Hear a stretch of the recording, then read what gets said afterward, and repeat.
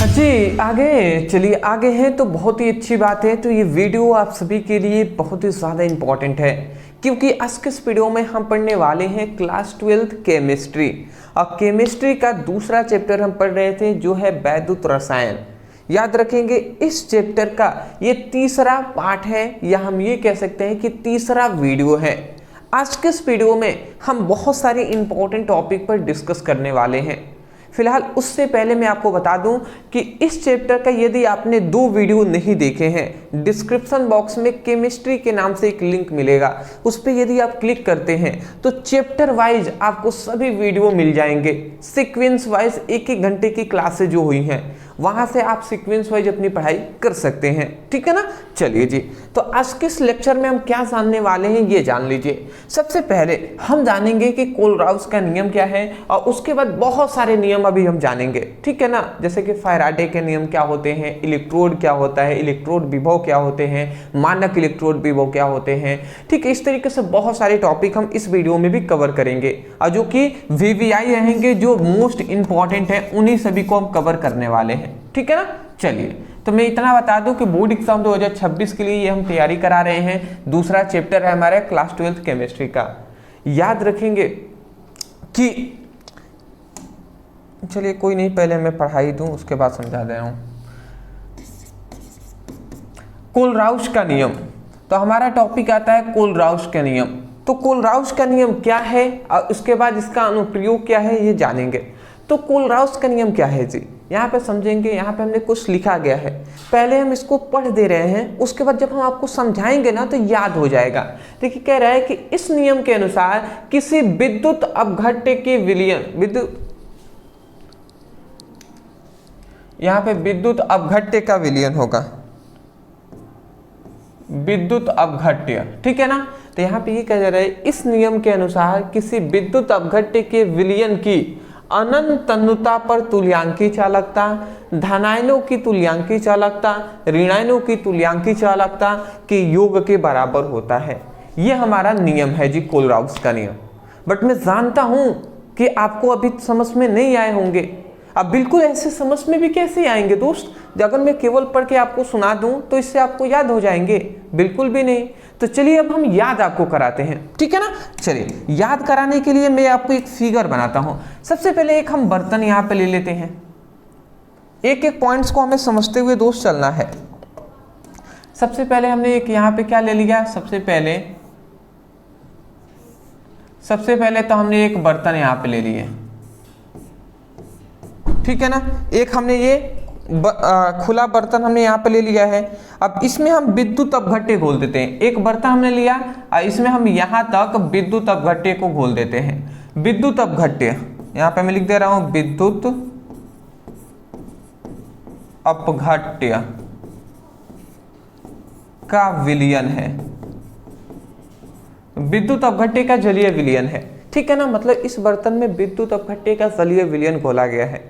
इसका मतलब आप समझ रहे हैं, विद्युत अपघट्य का जलीय विलयन, इसका मतलब ये है कि पहले से इसमें जल है, पहले से इसमें जल मतलब H2O है, और उसके बाद इसमें जलीय विलयन मतलब जल इसमें पहले से है। अब विद्युत अपघट्य हमने इसमें घोल दिया, तो विद्युत अपघट्य मतलब जैसे NaCl एक विद्युत अपघट्य है।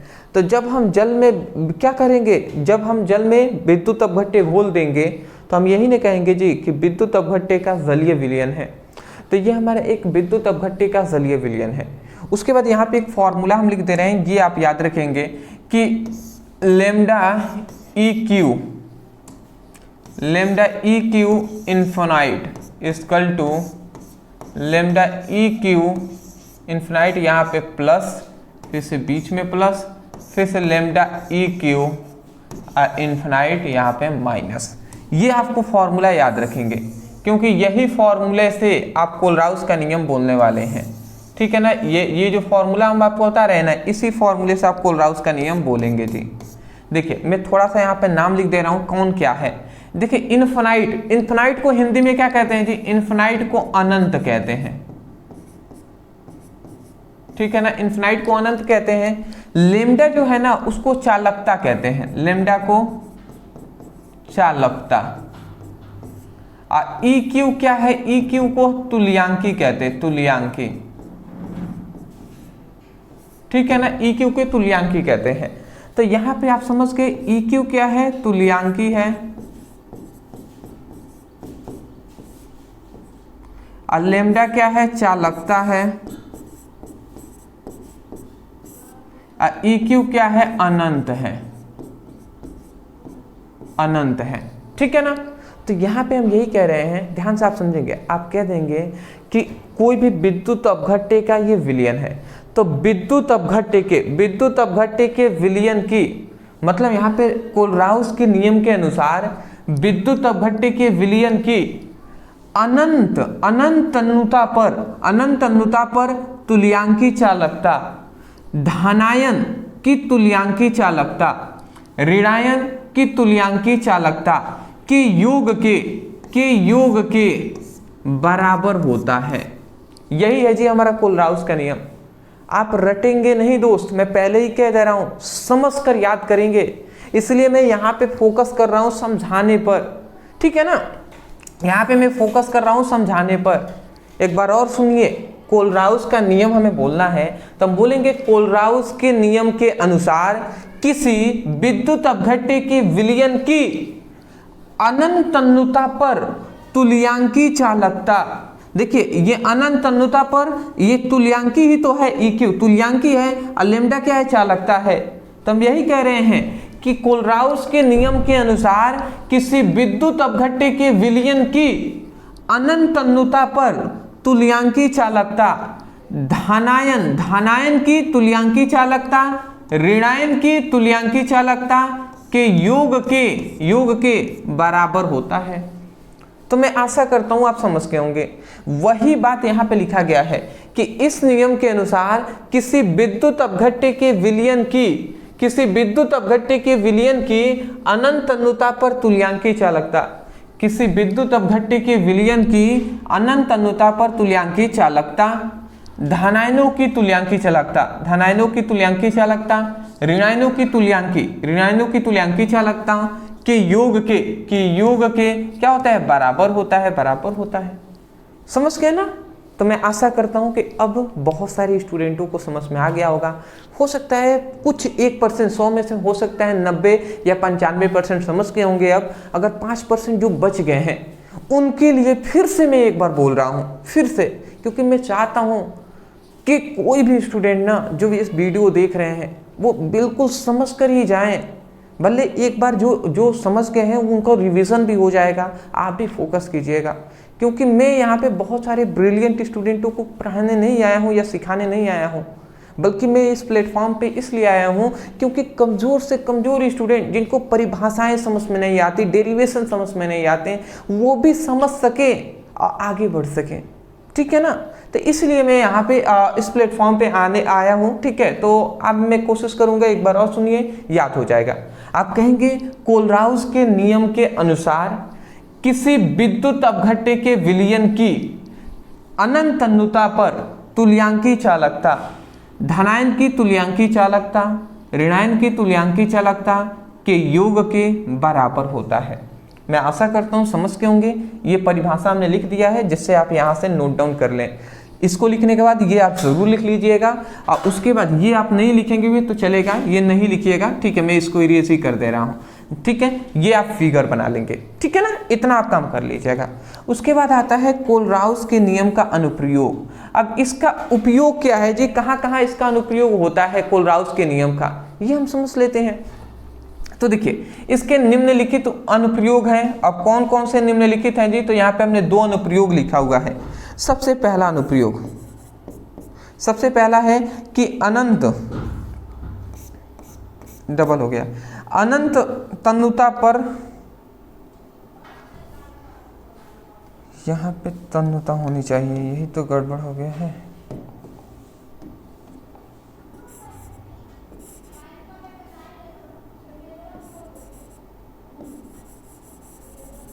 यहाँ पे थोड़ा टाइपिंग मिस्टेक हुआ है, मैं इसको सुधार कर दे रहा हूँ, थोड़ा सा वेट कीजिएगा। यहाँ पे आप क्या लिख देंगे, यहाँ पे लिखेंगे तन्नुता,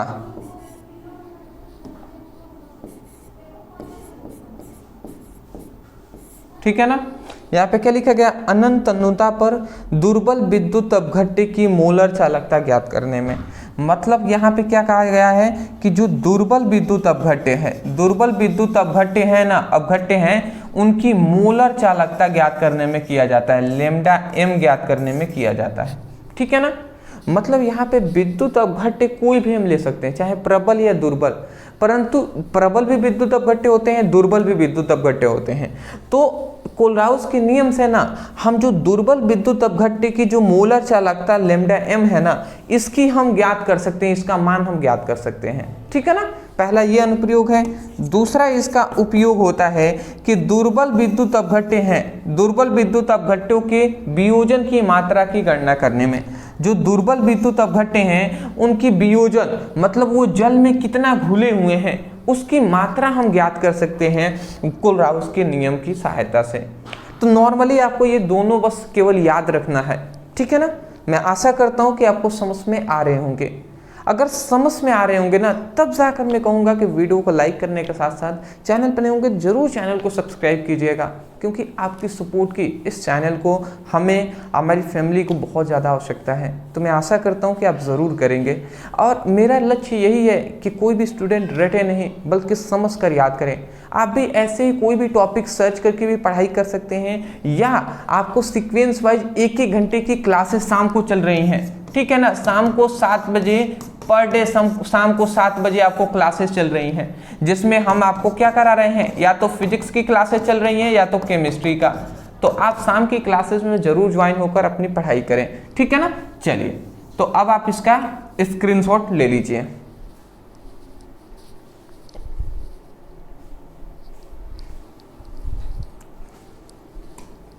नेक्स्ट, अब आते हैं अपने दूसरे टॉपिक पर, विद्युत अपघटन। विद्युत अपघटन क्या होते हैं जी, अब इसको हम समझेंगे। विद्युत अपघटन, चलिए हम यहाँ पे परिभाषा लिखे हुए हैं, पहले इसको समझा देते हैं। तो विद्युत धारा द्वारा किसी विद्युत अपघट्य के विघटन की क्रिया को विद्युत अपघटन कहते हैं।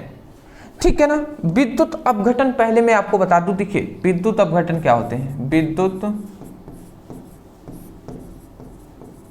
अपघटन, विद्युत अपघटन क्या है, विद्युत अपघटन एक प्रक्रिया है। बहुत सारे स्टूडेंट विद्युत अपघटन अब विद्युत अपघट्य में समझ नहीं पाते हैं। विद्युत अपघटन यहाँ पे हमने लिखा हुआ है, एक और हम लिख देते हैं, विद्युत अपघट्य।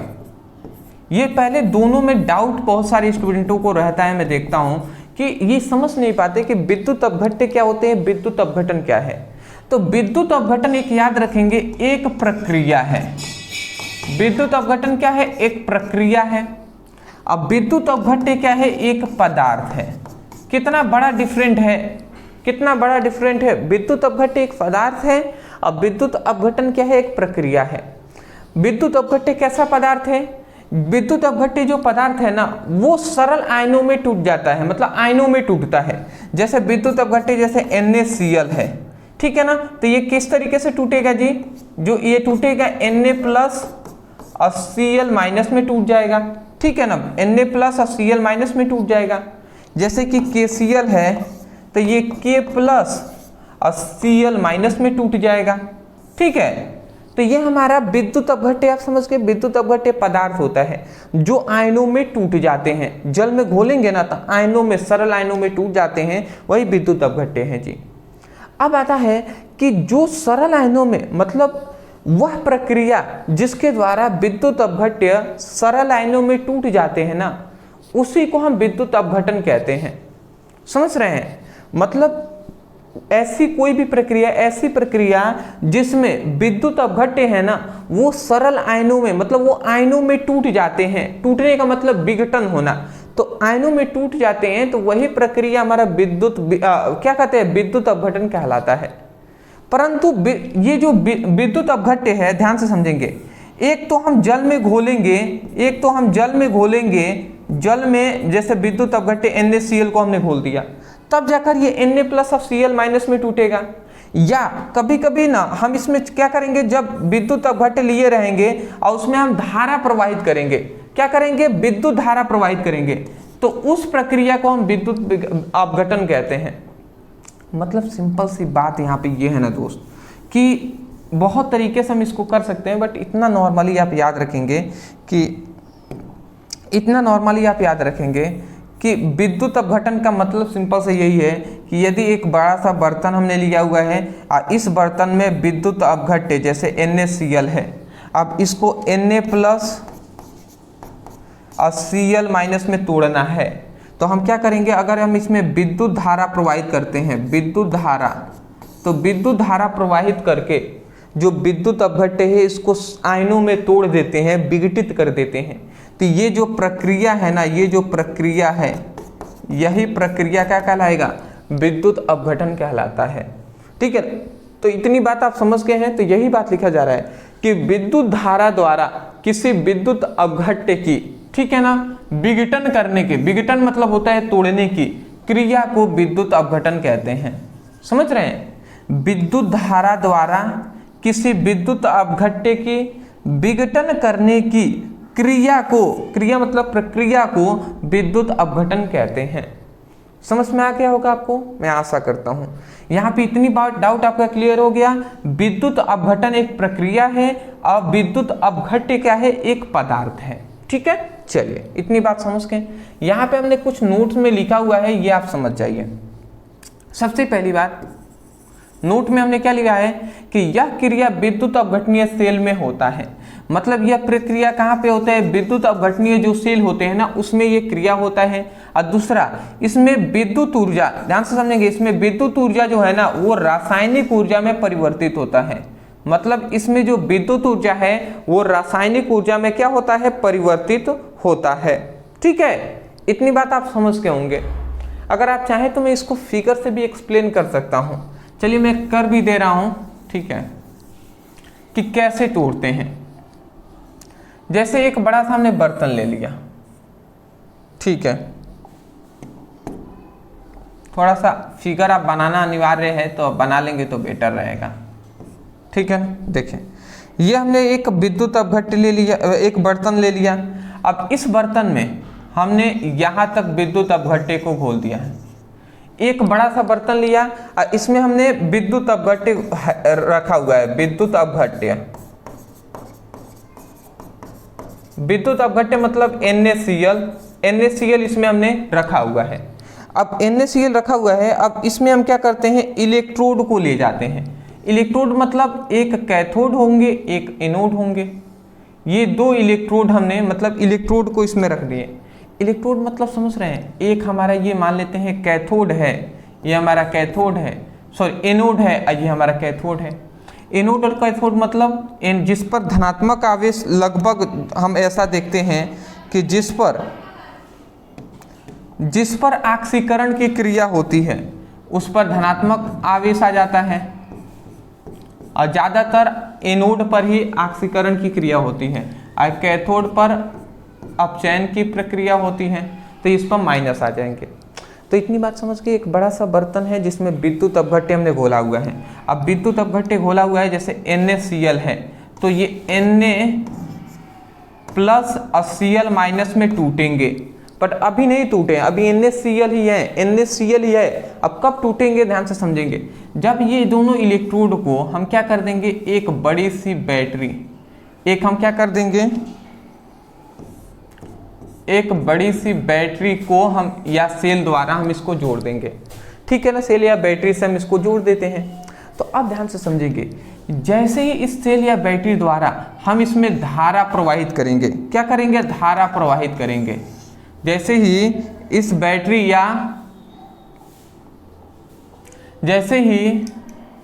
बैटरी या सेल द्वारा हम क्या करेंगे, सेल द्वारा धारा प्रवाहित करेंगे ना, धारा प्रवाहित करेंगे तो क्या होगा, जैसे ही हम धारा प्रवाहित करते हैं तो धारा प्रवाहित करेंगे तो हम इतनी बात जानते हैं कि यहाँ पे क्या होता है, धारा हम प्रवाहित करेंगे।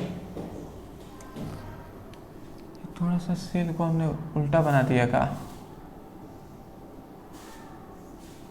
थोड़ा सेल को हमने उल्टा बना दिया था, ये धनात्मक, ये ऋणात्मक, ये धनात्मक, ऋणात्मक, धनात्मक, ऋणात्मक। अब ठीक है, तो यहाँ पे हम ये कह रहे हैं कि ये हमारा एक सेल या बैटरी है, इससे जैसे ही हम धारा प्रोवाइड करेंगे तो इस पर धनात्मक आवेश आ जाएगा, इस पर ऋणात्मक आवेश आ जाएगा।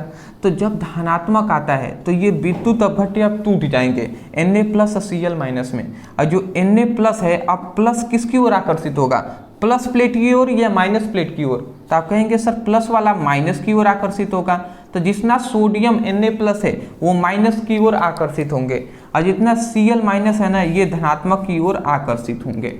ठीक है ना। तो यहाँ पे क्या हो रहा है कि विद्युत धारा, मतलब विद्युत धारा के द्वारा किसी विद्युत अपघट्य को विघटित किया जा रहा है, तोड़ा जा रहा है। तो इसी प्रक्रिया को ही हम क्या कहते हैं, विद्युत अपघटन कहते हैं। तो यही तो सिंपल सा यहाँ पे परिभाषा कहा गया था कि किसी विद्युत धारा द्वारा किसी विद्युत अपघट्य को विघटन करने की, तोड़ने की प्रक्रिया को ही हम क्या कहते हैं, विद्युत अपघटन कहते हैं। उसके बाद हमने यहाँ पे 2 इसका नोट्स में पॉइंट बता दिए हैं। आशा करते हो इतना समझ गए होंगे। इसको लिखने के बाद ये आप साइड में फिगर बना लेंगे।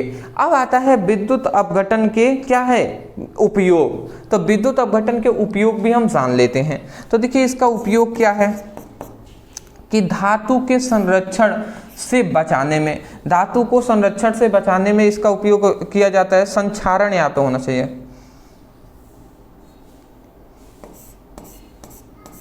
यहाँ पे आप लिख लेंगे क्या, संक्षारण। यहाँ पे मैं लिख दे रहा हूँ संक्षारण, धातु को संक्षारण से बचाने में।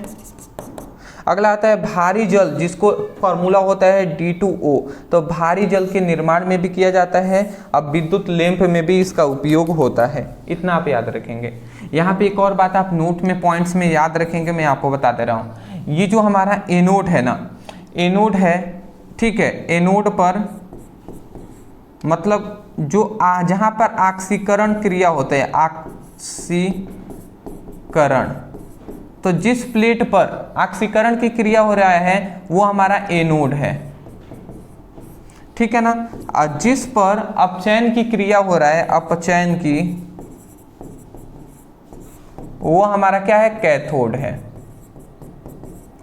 इतनी बात याद रखेंगे। एनोड पर कौन एकत्रित होगा, तो एनोड पर याद रखेंगे, एनोड पर हमारा, एनोड पर देखेंगे Cl एकत्रित होगा। एनोड प्लस वाला है ना, तो इस पर माइनस वाला आकर्षित होगा, और कैथोड ऋणात्मक है तो इस पर प्लस वाला एकत्रित होता है। तो ये भी 2 पॉइंट्स हैं, इसको नोट डाउन कर लीजिएगा, स्क्रीनशॉट आप ले लीजिए। चलिए जी, मैं आशा करता हूं कि आपको समझ में आ गए होंगे। ठीक है ना। चलिए नेक्स्ट हमारा क्वेश्चन आता है फैराडे के विद्युत अपघटन का नियम। तो अब हम जानेंगे कि फैराडे का विद्युत अपघटन का नियम क्या होता है। बहुत ही ज़्यादा, मैं कह सकता हूँ बहुत ही ज़्यादा इंपॉर्टेंट ये नियम है। चलिए जी समझ लेते हैं, सिंपल वे में समझेंगे दोस्त, बिल्कुल भी परेशान नहीं होना है। देखिए मतलब आसानी से, कितना आसानी से समझ में आता है। विद्युत अपघटन के, फैराडे के विद्युत अपघटन के 2 नियम इन्होंने दिया है। तो यही बात हमने लिखा है कि फैराडे के विद्युत अपघटन के 2 नियम होते हैं। कितने जी, कितने नियम होते हैं, 2 नियम होते हैं। अब वो कौन कौन से होते हैं, तो पहला हमारा है प्रथम नियम और दूसरा है हमारा द्वितीय नियम। तो प्रथम नियम और द्वितीय नियम क्या कहते हैं समझिएगा। प्रथम नियम यहाँ पे लिखा गया है कि विद्युत अपघटन की क्रिया में इलेक्ट्रोडों पर मुक्त या एकत्रित होने वाले पदार्थों की मात्रा सेल द्वारा प्रवाहित आवेश के समानुपाती होता है। मतलब यहाँ पे क्या कहा गया, ध्यान से अगर आप समझ रहे होंगे तो जैसे एक हम क्या करते हैं, विद्युत अपघट्य यहाँ पे ले लेते हैं। यहाँ पे जब तक आप फिगर नहीं समझेंगे तब तक ये याद नहीं होने वाला, इसलिए मैं कहूँगा फिगर पे ध्यान से समझिएगा। ये एक बड़ा सा हमने बर्तन ले लिया, ठीक है ना। अब इसमें हमने विद्युत अपघट्य घोल दिया है। एक बड़ा सा बर्तन ले लिया, इसमें हमने विद्युत अपघट्य घोला हुआ है, ठीक है। सपोर्टेड मैं यहाँ तक मान लेता हूँ कि यहाँ तक विद्युत अपघट्य को घोल दिया है, मतलब विद्युत अपघट्य इसमें रखा गया है। क्या रखा गया है, विद्युत अपघट्य। विद्युत अपघट्य, विद्युत अपघट्य का मतलब जैसे NaCl, ये एक विद्युत अपघट्य, इसको रखा गया है। अब इसमें हम क्या करते हैं, इसमें Na+, यहाँ पे इलेक्ट्रोड को हम लाते हैं, 2 इलेक्ट्रोड इसमें हम लाते हैं, मतलब एक कैथोड हमारा हो जाएगा, एक एनोड। थोड़ा सा पतला पतला ले लेते हैं।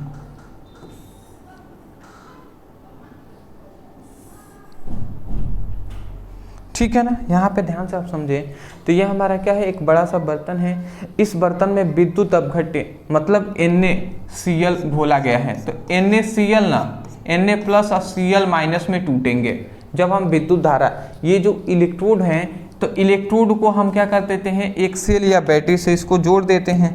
तो हम यहाँ पे क्या करते हैं, एक सेल द्वारा हम इसको जोड़ देते हैं। तो ये हमने एक सेल द्वारा इसको जोड़ दिया।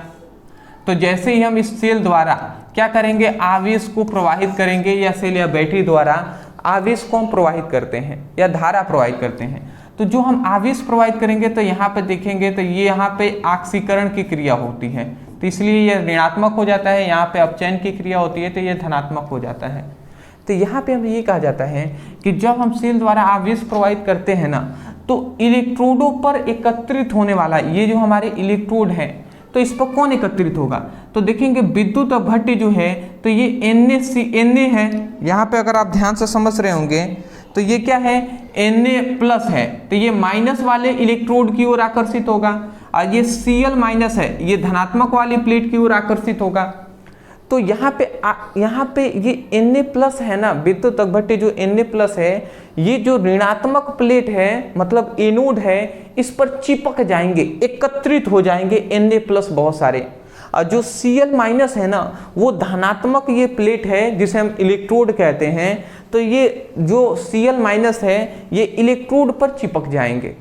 तो यहाँ पे ये कहा जा रहा है कि जो विद्युत अपघट्य जो हैं वो इलेक्ट्रोडों पर मतलब इलेक्ट्रोडों पर एकत्रित होने वाले जो ये पदार्थों की मात्रा होगी, इलेक्ट्रोडों पर एकत्रित होने वाले जो पदार्थों की मात्रा होगी, वो सेल द्वारा प्रवाहित जो आवेश है ना, सेल द्वारा प्रवाहित आवेश के समानुपाती होता है। यही जो बात है ना, यही कहा गया है। ठीक है ना, यही बात कहा गया है।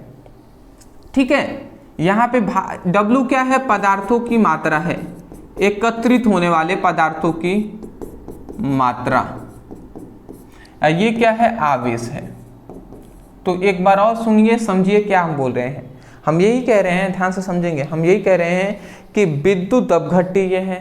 तो हम ये कह रहे हैं कि विद्युत अपघट्य के, ठीक है, ध्यान से आप समझेंगे, यहाँ पे ये हमसे कहा जा रहा है कि विद्युत अपघटन की यहाँ पे क्रिया हो रही है। क्यों क्रिया हो रही है ना, जब हम सेल द्वारा प्रवाहित आवेश को प्रवाहित कर रहे हैं तो ये Na प्लस है, ये माइनस पे एकत्रित हो रहा है, और ये Cl माइनस है, ये धनात्मक पर एकत्रित हो रहा है। तो इसे हम विद्युत अपघटन की क्रिया कहते हैं। ठीक है ना, विद्युत अपघटन हमने टॉपिक पढ़ाया है, उसको अगर आप समझे होंगे तो समझ में आ रहा होगा कि यहाँ पे विद्युत अपघटन की क्रिया हो रही है। विद्युत अपघटन की क्रिया किसे कहते हैं, जब विद्युत अपघट्य सरल आयनों में टूट जाते हैं, विघटित हो जाते हैं, वही तो विद्युत अपघटन है ना। तो यहाँ पे विद्युत अपघटन की क्रिया हो रही है। तो हम यही कह रहे हैं कि विद्युत अपघटन की क्रिया में इलेक्ट्रोडों पर एकत्रित होने वाले पदार्थों की मात्रा सेल द्वारा प्रवाहित आवेश के समानुपाती होता है। समझ रहे हैं ना, ये जो Na प्लस Cl माइनस है ये इलेक्ट्रोडों पर एकत्रित होंगे। ये जो प्लेट हैं वो इलेक्ट्रोड हैं, तो इलेक्ट्रोडों पर एकत्रित होने वाले जो पदार्थों की मात्रा है ना, पदार्थों की जो मात्रा है, ठीक है, वो प्रवाहित आवेश के समानुपाती होता है।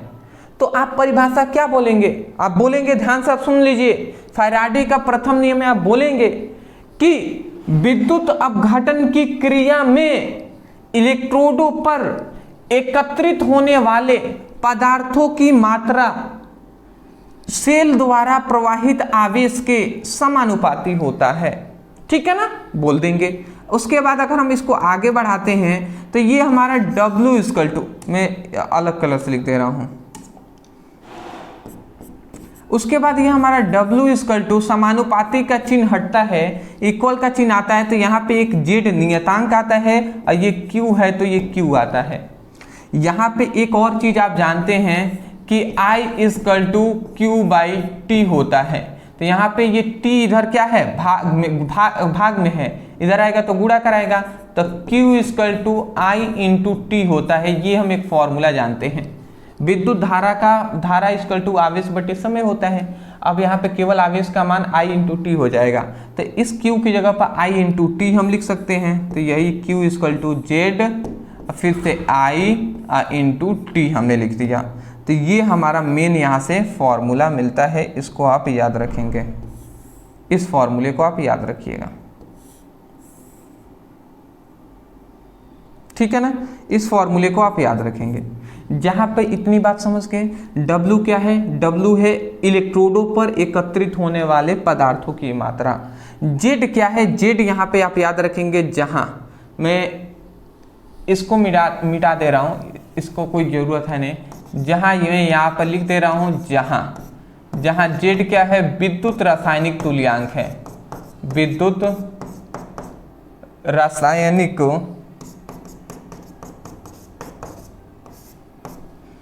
तुल्यांक है, ठीक है ना, विद्युत रासायनिक तुल्यांक है। यहां पे I क्या है, विद्युत धारा है,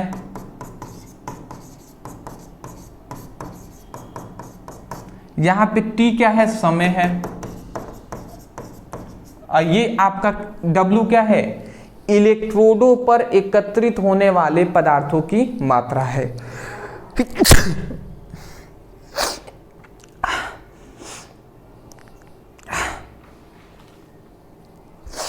सॉरी,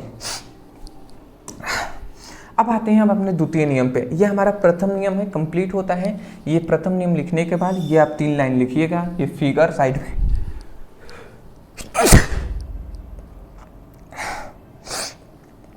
मैं माफ़ी चाहूँगा, थोड़ी सी सर्दी हो गई है, ठीक है ना। तो ये तो यहाँ पे इतनी बात आप समझिएगा, फिगर बना लीजिएगा, ये आप लिख लीजिएगा, ठीक है ना। मैं यहाँ पे साइड में इसको ऐसे कर दे रहा हूँ, क्या हो गया भैया, इसको मैं कर दे रहा हूँ जहाँ पे ये सब आप लिख लेंगे, ठीक है ना। W क्या है, इलेक्ट्रोडों पर एकत्रित होने वाले पदार्थों की मात्रा है। अब आता है द्वितीय नियम। देखिए, द्वितीय प्रथम नियम से ही संबंधित है द्वितीय नियम, बट यहाँ पे ये कहा जाता है कि मान लेते हैं हमने एक इलेक्ट्रोड यहाँ पे लिया था, सपोज डेट एक ये इलेक्ट्रोड है, एक और इलेक्ट्रोड हम ले लेते हैं, मतलब एक ये सेल है हमारे पास, एक और ये सेल हम ले लेते हैं। जैसे इसी प्रकार एक और हम ले लेते हैं जहां पर विद्युत अपघटन की क्रिया हो, एक यहाँ पे क्रिया हो रही है विद्युत अपघटन की, एक और हम ठीक इसी प्रकार ले लेते हैं, ठीक है। तो चलिए आप इतना बस याद रखेंगे कि जैसे हमने यहाँ पे एक लिया है, एक और इसी प्रकार यहाँ पे है, तो बस हम ऐसे ही नॉर्मली हम इस तरीके से बना दे रहे हैं, ठीक है ना, जिससे आप भूले नहीं। तो ये हमारा दूसरा है जी, ठीक है ना। तो ये हमारा पहला मान लेते हैं विद्युत अपघटन की क्रिया हो रही है, और ये हमारा दूसरा विद्युत अपघटन की क्रिया हो रही है। तो यहाँ पे समझिएगा क्या लिखा जा रहा है कि जब विभिन्न विद्युत अपघट्य में समान धारा प्रवाहित की जाती है। यहाँ पे कह रहा है कि जब विभिन्न विद्युत अपघट्य में समान धारा प्रवाहित की जाती है, तो इलेक्ट्रोडों पर एकत्रित होने वाले पदार्थों की मात्रा उसके तुल्यांकी भार और विद्युत रासायनिक तुल्यांक के समानुपाती होता है। मतलब आप समझे, देखिए ये एक पहला हमारा बर्तन है, इसमें भी विद्युत अपघट्य हमने खोला हुआ है, विद्युत अपघट्य है, और इसमें भी हमारा दूसरा जो है ये, इसमें भी हमने विद्युत अपघट्य NaCl को ले लिया है। अब हम इन दोनों विद्युत अपघट्य में हम क्या करते हैं, समान धारा प्रवाहित करते हैं। क्या करते हैं जी, समान धारा प्रवाहित करते हैं। तो हम यही कह रहे हैं, दो अगर विद्युत अपघट्य है तो हम विभिन्न भी कह सकते हैं कि अलग अलग विद्युत अपघट्य हैं। जैसे कि इसमें NaCl घोला गया है, तो इसमें हम दूसरा कोई ले लेंगे, जैसे कि KCl हम ले लेते हैं, KCl। तो जब विभिन्न विद्युत अपघट्य में, अब ये NaCl विद्युत अपघट्य हो गया, ये दूसरा हो गया KCl हो गया। तो जब अलग अलग या विभिन्न विद्युत अपघट्य में समान धारा यदि हम प्रवाहित करते हैं, तो इलेक्ट्रोडों पर जाहिर सी बात है कि जब हम धारा प्रवाहित करते हैं तो इलेक्ट्रोडों पर ये विद्युत अपघट्य है, वो क्या है, विद्युत अपघट्य इलेक्ट्रोडों पर एकत्रित होते हैं, ठीक है ना।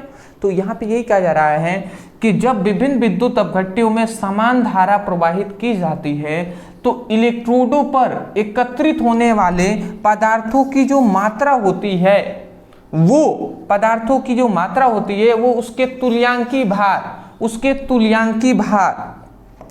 तुल्यांकी भार के समानुपाती होता है। समझ रहे हैं, उसके तुल्यांकी भार के क्या होता है, समानुपाती होता है। आप समझ गए। सबसे पहली बात इतना आप समझिएगा कि जब विभिन्न विद्युत अपघट्य में समान धारा प्रवाहित की जाती है, जब विभिन्न विद्युत अपघट्य में समान धारा प्रवाहित की जाती है तो इलेक्ट्रोडों पर एकत्रित होने वाले जो पदार्थों की मात्रा है वो तुल्यांकी भार के समानुपाती होता है। तो मैं आशा करता हूं आप समझ गए होंगे। अब यहाँ पे W जो है, यहाँ पे 1 हम लिख देते हैं, यहाँ पर भी 1 लिख देते हैं। आप कहेंगे सर ऐसा क्यों कर रहे हैं, 1 क्यों लिख रहे हैं? क्योंकि हम पहले इसके लिए निकाल रहे हैं, पहले वाले के लिए। तो पहले वाले के लिए जो इलेक्ट्रोडों पर एकत्रित होने वाले पदार्थों की मात्रा होगा वो उसके तुल्यांकी भार के समानुपाती होगा।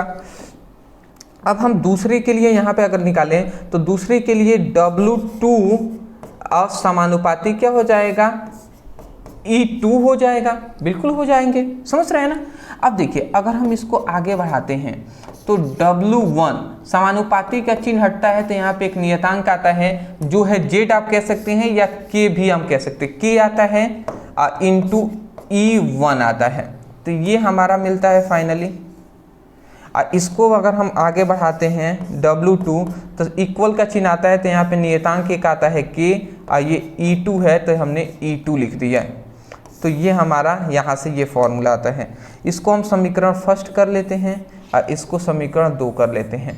अब हम यहाँ पे करते हैं दोस्त कि समीकरण फर्स्ट और सेकंड दिखाई दे रहा है ना, तो समीकरण फर्स्ट तथा सेकंड से भाग देने पर, तो जब हम इनमें भाग देते हैं तो समझिएगा क्या होता है।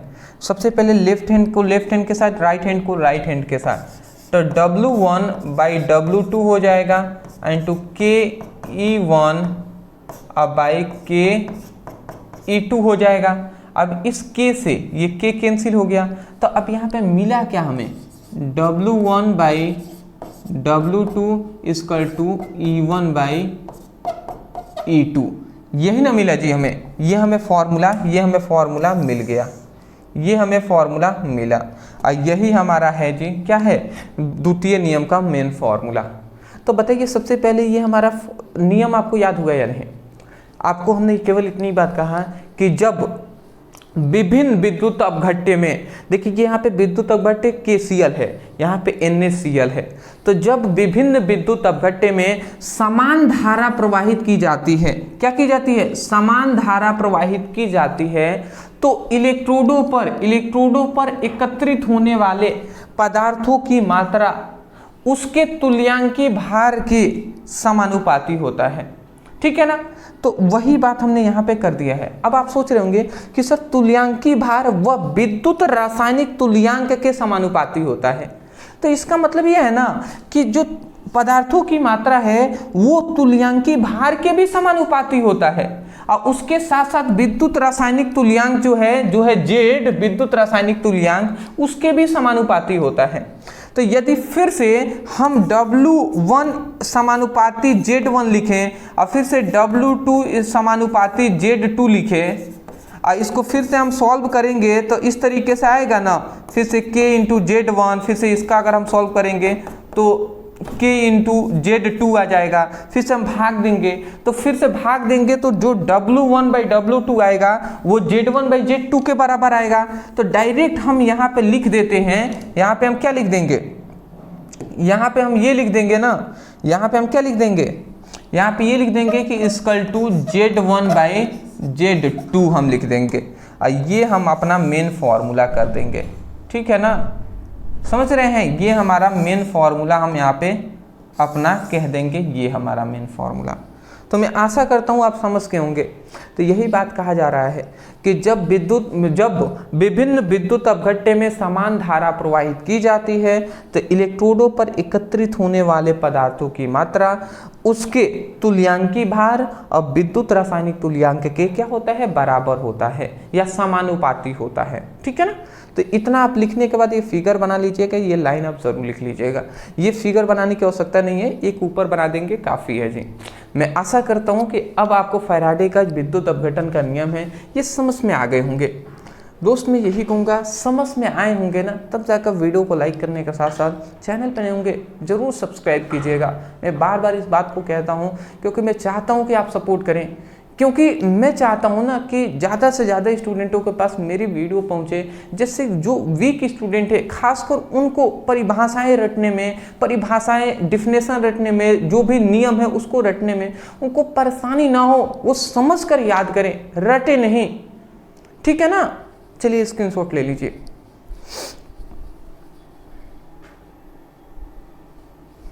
ठीक है दोस्त, चलिए नेक्स्ट हमारा क्वेश्चन आता है चौथा, इलेक्ट्रोड। अब हम जानेंगे इलेक्ट्रोड क्या होते हैं जी। इलेक्ट्रोड यहाँ पे हमने लिखा हुआ है कि जब किसी धातु के छड़ को, इस धातु के छड़ को उसी के लवण के, यहाँ पे उसी रहेगा, उसी धातु के लवण के विलयन में डुबाया जाता है तो धातु की छड़ पर एक आवेशित धातु का छड़ आवेशित हो जाता है। इस युक्ति को ही इलेक्ट्रोड या हिंदी में अर्धसेल कहते हैं। इलेक्ट्रोड अंग्रेजी शब्द है, हिंदी में अर्धसेल कहते हैं। ठीक है ना। नहीं समझ में आया कोई दिक्कत नहीं है, मैं आपको समझाऊंगा। एक बड़ा सा हम बर्तन ले लेते हैं।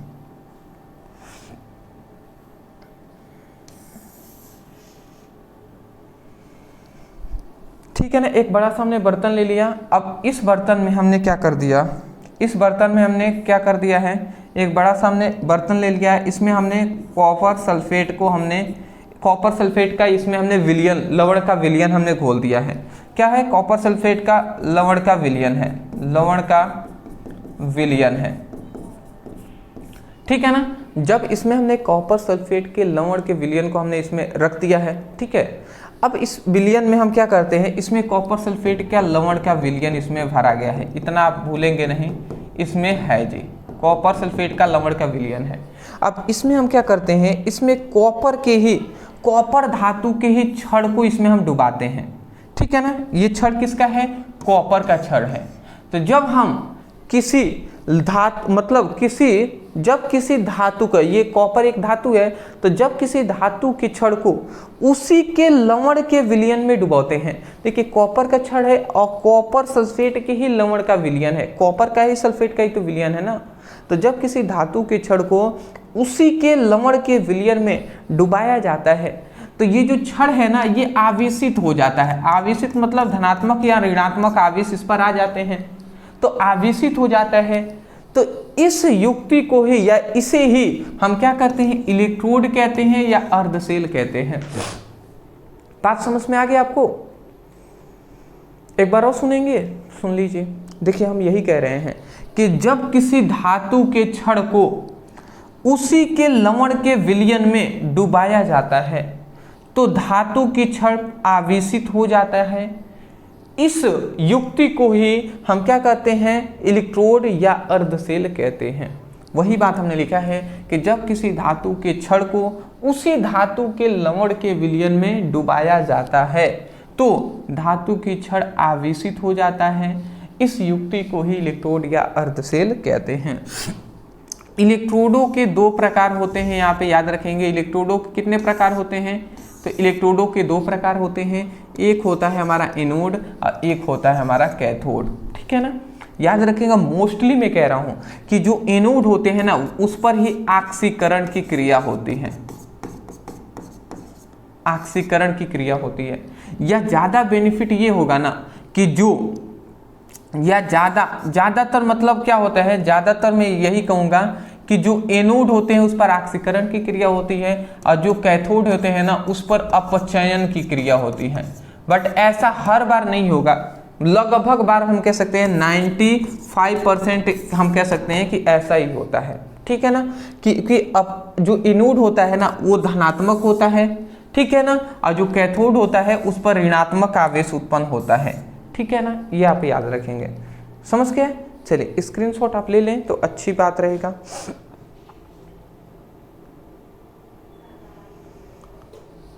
ठीक है दोस्त, समझ के होंगे ना। चलिए जी। हाँ, एक और बात मैं आपको बता दूं, देखिए एक हमारा इलेक्ट्रोड के दो प्रकार होते हैं, एनोड और कैथोड। तो इतनी आपको दिमाग में होना चाहिए कि जब हम इलेक्ट्रोड नाम लेंगे ना तो इसका मतलब एनोड और कैथोड दोनों को एक साथ हम बोल रहे हैं। ठीक है ना। चलिए अब यहाँ से हमारे जो ये टॉपिक स्टार्ट होते हैं ये मोस्ट इंपॉर्टेंट है। 3 टॉपिक हैं जी। वो क्या है, तो पहला है हमारा इलेक्ट्रोड विभव, दूसरा हमारा मानक इलेक्ट्रोड विभव, इसके बाद हम तीसरा एक जानेंगे मानक हाइड्रोजन इलेक्ट्रोड विभव। तो ये तीनों हमारे लिए मोस्ट इंपॉर्टेंट हैं, ध्यान से समझेंगे। चलिए, इलेक्ट्रोड विभव। अब इलेक्ट्रोड विभव क्या होते हैं इसको हम समझ लेते हैं। सबसे पहले आप चाहें तो चलिए हम इसको पहले बता ही देते हैं। इलेक्ट्रोड विभव क्या होते हैं, तो हमने यहाँ पे लिखा है जब किसी धातु के छड़ को उसी के लवण के विलयन में डुबाया जाता है तो छड़ पर आवेश उत्पन्न होता है, जिसके कारण छड़ की सतह पर एक विभव उत्पन्न होता है और उसे हम क्या कहते हैं, उसे हम इलेक्ट्रोड विभव कहते हैं। ठीक है ना, ध्यान से अगर आप समझें तो थोड़ा सा अभी मैं आपको समझा देता हूँ, पहले आप स्क्रीनशॉट आप ले लें।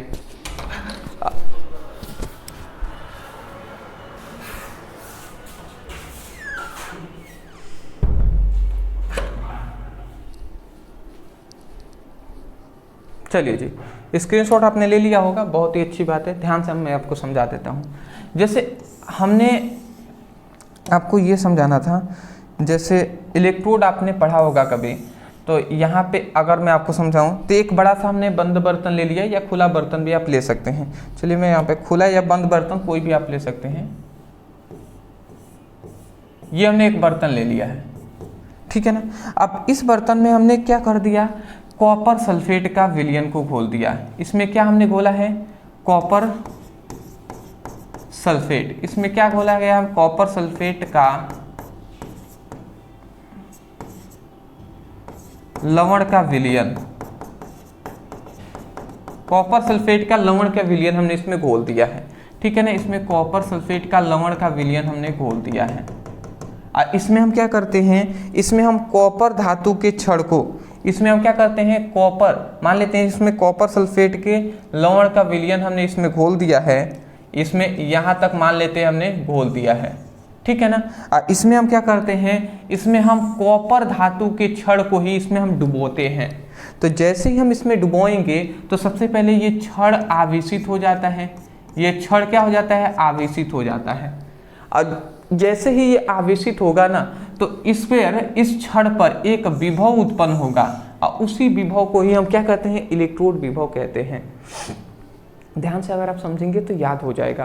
देखिए हम कह रहे हैं कि ये जो हमारा छड़ है ना, ये किसका है, ये हमारा जो छड़ है ये कॉपर धातु का ही छड़ है। किसका छड़ है जी, तो कॉपर धातु का छड़ है। ये हमारा जो है ना, ये कॉपर धातु का ही छड़ है।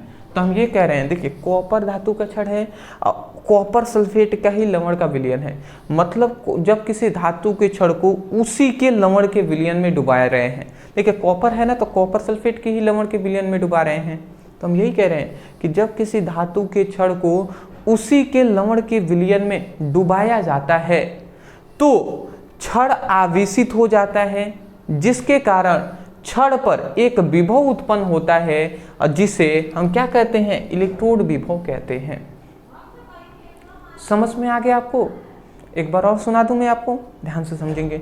सबसे पहली बात हम ये करें कि जब किसी धातु के छड़ को उसी के लवण के विलयन में डुबाया जाता है तो छड़ आवेशित हो जाता है, जिसके कारण छड़ की सतह पर एक विभव उत्पन्न होता है, जिसे हम इलेक्ट्रोड विभव कहते हैं। तो मैं आशा करता हूं कि आपको इलेक्ट्रोड विभव समझ में आ गए होंगे।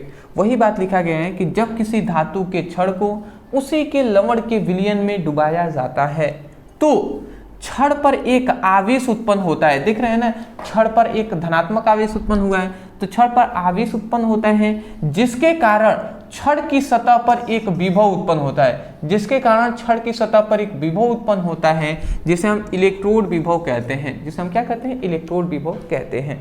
आशा करता हूँ समझ गए होंगे। चलिए अब दूसरा हमारा आता है मानक इलेक्ट्रोड विभव।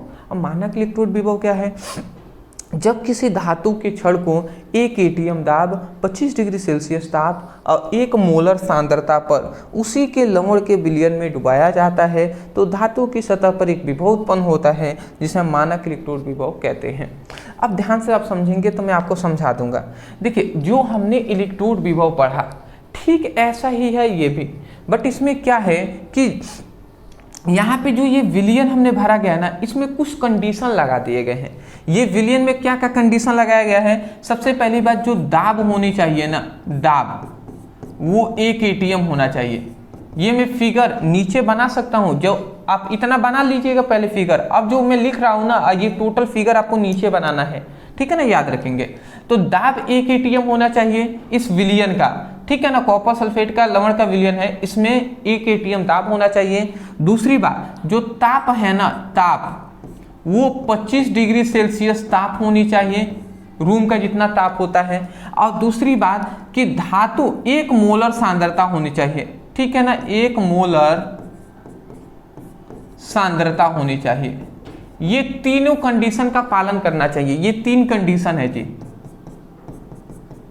देख लीजिए।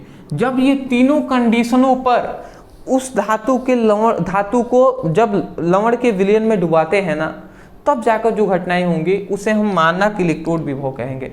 मतलब हम सिंपल से कह रहे हैं कि जब किसी, ध्यान से समझेंगे क्या होता है, जब किसी धातु के छड़ को 1 ATM, ध्यान से समझेंगे, जब किसी धातु के छड़ को 1 ATM दाब, 25 डिग्री सेल्सियस ताप और 1 मोलर सांद्रता वाले लवण के विलयन में डुबाया जाता है, ठीक है, तो धातु की सतह पर एक आवेश उत्पन्न होता है, जिसके कारण धातु की छड़ पर एक विभव उत्पन्न होता है, और उस विभव को ही मानक इलेक्ट्रोड विभव कहते हैं। केवल इन दोनों में केवल अंतर यही है ना कि इलेक्ट्रोड विभव में कोई कंडीशन नहीं था कि दाब इतना होना चाहिए, ताप इतना होना चाहिए, या सांद्रता इसकी इतनी होनी चाहिए। बट इसमें है, मानक इलेक्ट्रोड विभव में है, कितना है जी, कि इसकी सांद्रता जो होना चाहिए 1 मोल, ताप 25 डिग्री सेल्सियस, दाब 1 ATM। तो एक बार और मैं परिभाषा बोल दूं, याद हो जाएगा ना। आप कहेंगे कि जब किसी धातु के छड़ को 1 ATM दाब, 25 डिग्री सेल्सियस ताप, 1 मोलर सांद्रता वाले उसी के लवण के विलयन में डुबाया जाता है, तो छड़ आवेशित हो जाता है, तो छड़ आवेशित हो जाता है, जिसके कारण छड़ की सतह पर एक विभव उत्पन्न होता है, जिसे मानक इलेक्ट्रोड विभव कहते हैं। मैं आशा करता हूं कि अब आप मानक इलेक्ट्रोड विभव लिख देंगे, ठीक है ना। चलिए जी, इतनी बात आप समझ गए होंगे। मैं इतना कहूंगा, इस फिगर को आप यहाँ पे जरूर लिखिएगा। और यहाँ पे एक कंडीशन है, वो मैं आपको बता दे रहा हूँ, उसको आप जरूर नोट डाउन कर लीजिएगा, ठीक है ना। यहाँ पे एक चीजें आपको एग्जाम में बार बार पूछी जाती हैं कि इलेक्ट्रोड विभव, ठीक है ना, इलेक्ट्रोड विभव को ई से दर्शाते हैं, तथा मानक इलेक्ट्रोड विभव में संबंध, ठीक है ना। इसी संबंध को ही हम नरस्ट समीकरण के नाम से भी जानते हैं। ये हमने एक टॉपिक इसको नहीं बनाया, बना देना चाहिए था मुझे। चलिए कोई नहीं जी, ये आपको मैं यहीं पे बता दे रहा हूँ, इसी टॉपिक के अंतर्गत आता है। यहाँ पे याद रखेंगे कि जो इलेक्ट्रोड विभव है इसको हम ओनली ई से दर्शाते हैं, और जो मानक इलेक्ट्रोड विभव है, मानक इलेक्ट्रोड विभव, ये इसको हम ई नोट से दर्शाते हैं जी, ई नोट से, ठीक है ना। तो इन दोनों में ई और ई नोट में हमें संबंध बताना है, तो वो संबंध क्या होता है याद रखेंगे। यहाँ पे मैं लिख दे रहा हूँ, E equal to E naught 2.303 RT by NF log 1/mn plus,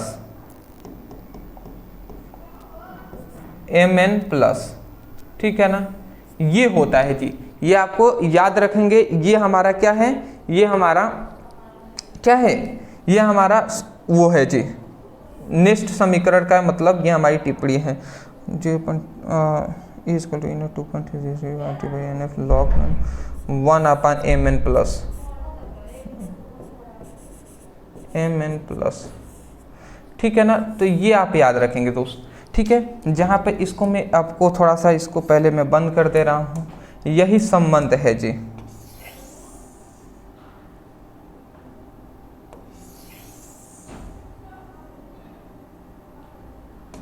चलिए मैं आपको बोल दे रहा हूँ, ध्यान से समझेंगे।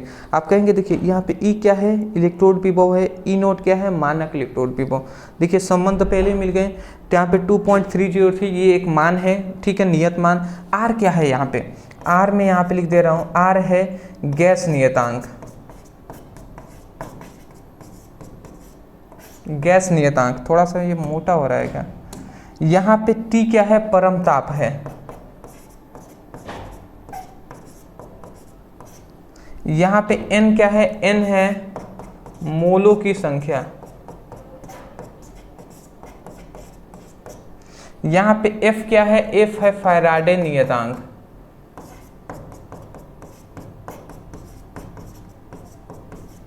फैराडे नियतांक है। यहाँ पे लॉग तो आप ऐसे भी जानते हैं, ये मैथ का वो है। और Mn प्लस ये है ना, ये धातु आयन की सांद्रता है।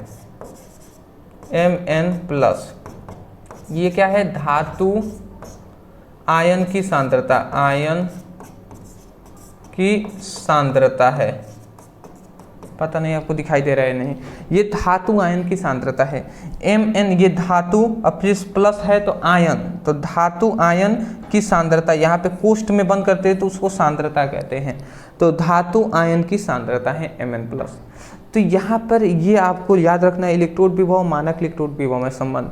अगर नेस्ट समीकरण पर टिप्पणी लिखने के लिए आ जाता है तो आप यही बोलिएगा, ध्यान से समझेंगे। आप कहेंगे कि नेस्ट समीकरण में टिप्पणी लिखेंगे तो आप यही लिखेंगे कि इलेक्ट्रोड नेस्ट समीकरण के अनुसार किसी, मतलब नेस्ट समीकरण के अनुसार आप ऐसे ही लिख देंगे, नेस्ट समीकरण के अनुसार किसी धातु का इलेक्ट्रोड विभव ई, मानक इलेक्ट्रोड विभव ई नॉट तथा धातु आयन की सांद्रता में निम्नलिखित संबंध होता है। यही आप जो हमने बोला ना वही लिखकर ये नीचे समीकरण आप लिख दीजिएगा नेक्स्ट समीकरण में टिप्पणी के जगह पे, और ये आप दर्शा दीजिएगा कौन क्या है, हो जाएगा आपका काम, ठीक है। 100% यही होगा। आप क्या बोल देंगे, एक बार और मैं बोल दे रहा हूँ, नेक्स्ट समीकरण के अनुसार किसी धातु का इलेक्ट्रोड विभव ई, मानक इलेक्ट्रोड विभव ई नॉट तथा धातु आयन की सांद्रता में निम्नलिखित संबंध होता है। इतना लिखकर ये समीकरण लिख देंगे और ये साइड में आप दर्शा देंगे, आपका काम हो जाएगा। आशा करता हूँ समझ के होंगे। पहले स्क्रीनशॉट ले लीजिए।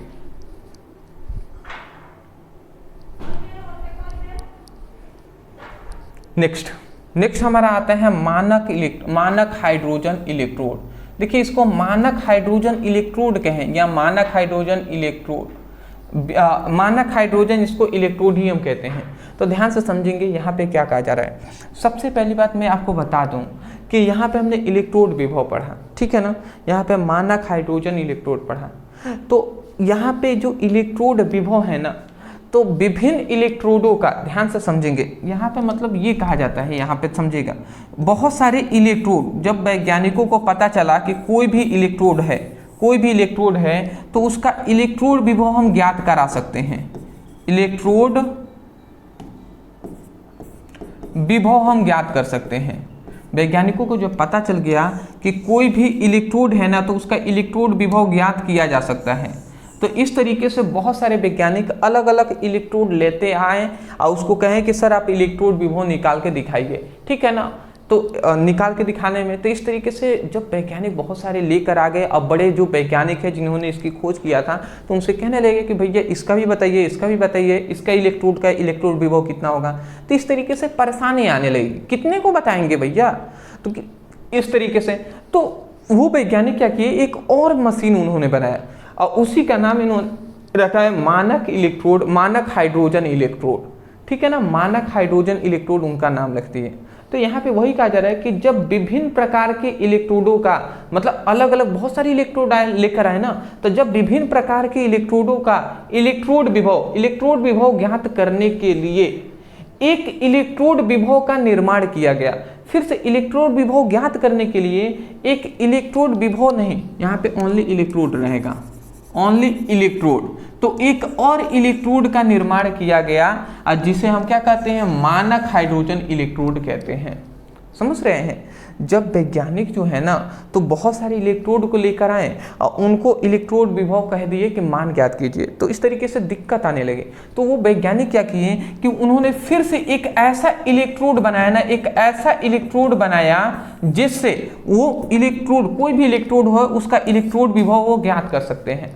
तो उन्होंने यही कहा कि जब विभिन्न प्रकार के इलेक्ट्रोडों का इलेक्ट्रोड विभव ज्ञात करने के लिए एक इलेक्ट्रोड का ही निर्माण किया गया, इस इलेक्ट्रोड को ही अब हम इलेक्ट्रोड नॉर्मल नहीं कहेंगे, जबकि कहेंगे मानक हाइड्रोजन इलेक्ट्रोड कहते हैं। तो आशा करता हूं कि आपको समझ में आ गया होगा। इसमें फिगर भी आप बना सकते हैं, ठीक है, बट चलिए कोई नहीं जी, इतना काफी है। नेक्स्ट,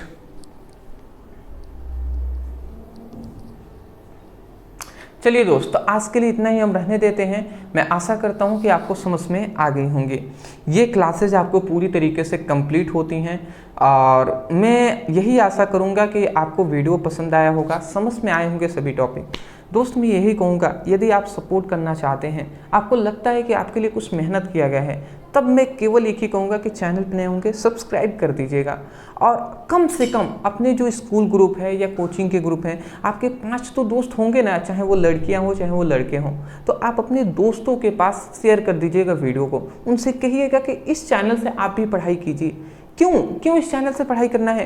क्योंकि यहाँ पर रट कर नहीं दोस्त, यहाँ पर हम समझा कर याद कराते हैं आप सभी को, समझ रहे हैं ना, इसलिए मैं कह रहा हूँ। अदरवाइज डिस्क्रिप्शन बॉक्स में हमने लिंक है। तो ये पार्ट 3 था, इस चैप्टर का तीसरा वीडियो था। इससे पहले के 2 वीडियो आप देख लीजिए, और ये तो दूसरा चैप्टर है ना, इससे पहले जो बिलियन चैप्टर है उसकी भी पढ़ाई आप कर सकते हैं। तो उस लिंक पे केमिस्ट्री पर क्लिक करेंगे, सीक्वेंस वाइज आपको वीडियो मिल जाएंगे, और उसी तरीके से फिजिक्स पर भी क्लिक कीजिएगा, वीडियो आपको मिल जाएंगे। यहाँ पे मैं बता दूँ, अब कल आपको फिर से मिलने वाले हैं या पार्ट 4 मिलेंगे, और ये पार्ट 4 पढ़ लेंगे, उसके बाद ये पूरी तरीके से चैप्टर कंप्लीट हो जाएंगे।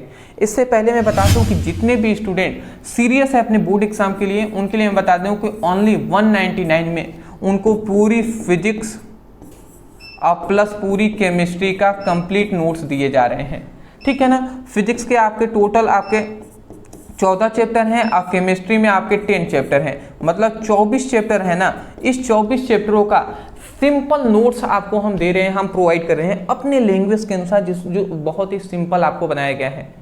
बुक भी तो आप ले सकते हैं ना, बट बुक में क्या है, बुक के लैंग्वेज के अनुसार आपको प्रोवाइड किया जाता है, बट यहाँ पे हम आपको पीडीएफ नोट्स है वो अपने लैंग्वेज के अनुसार हम प्रोवाइड कर रहे हैं। ये जो पीडीएफ नोट्स है व्हाट्सएप पर ही आपको सेंड किए जाएंगे।